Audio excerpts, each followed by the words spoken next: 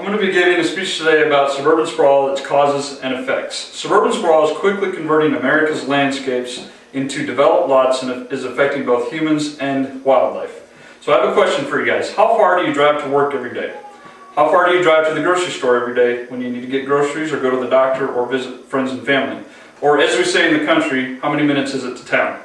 I actually drive 30 minutes and it takes me 30 miles and it takes me 45 minutes to get to work.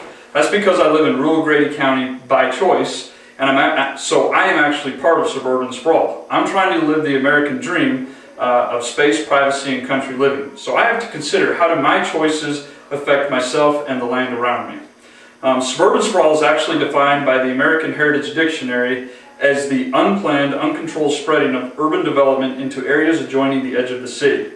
In common terms, for us to understand, suburban sprawl is really about strip malls, fast food restaurants, and neighborhoods with their quaint little names that are built by one builder. So, are you part of the cause, or are you affected by suburban sprawl? The first thing I want to discuss is some of the potential causes of suburban sprawl. The first cause to consider is that suburban sprawl in research is caused by increasing wealth. While many Americans are shifting from urban to suburban living, their main reason for shifting is because of their increase in wealth. It's very common nowadays for families to have two automobiles, and they can afford to purchase gas and drive pretty much wherever they want to because of their increase in wealth. So when we decide we need to go to work or go shopping or go to the doctor, we can afford that ability to commute to those different places. So because we have that wealth, we actually move farther out into the country, build neighborhoods farther out into the country, because we can afford to go that far. We also can afford to buy larger homes on larger lots in suburban neighborhoods because of our increase in wealth. Another cause of suburban sprawl to be noted is social preferences. As parents, we prefer to put our kids in small town schools or suburban neighborhood schools because of the overcrowding in large city schools and because of the crime associated with large city schools. So it's a social preference of ours.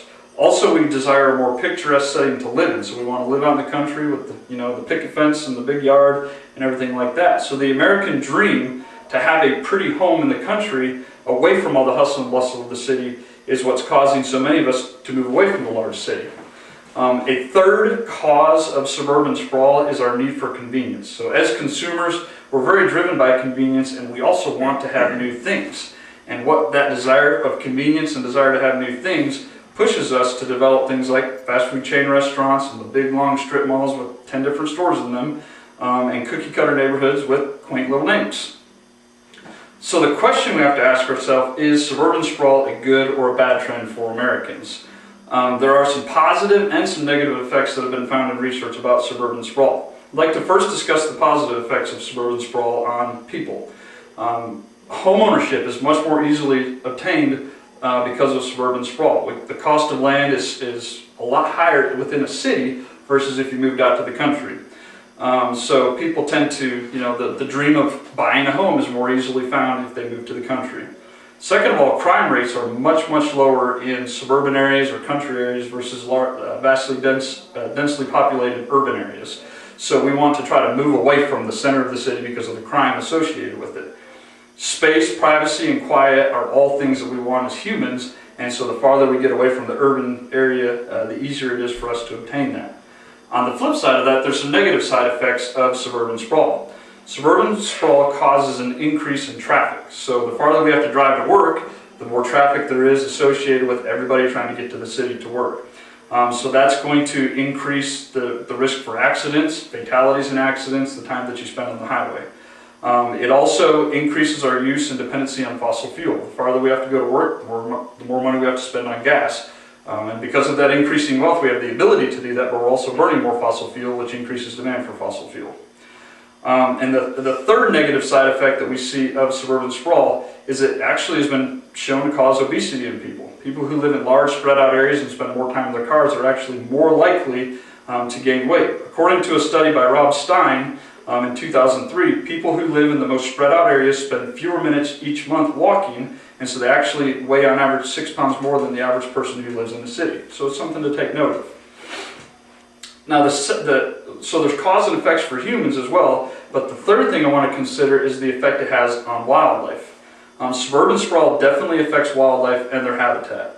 Suburban sprawl and suburban development every single day destroys wildlife habitat, their food, their cover, where they live. We're every day covering up wildlife habitat with concrete and pavement and continually building roads and neighborhoods and covering up their habitat.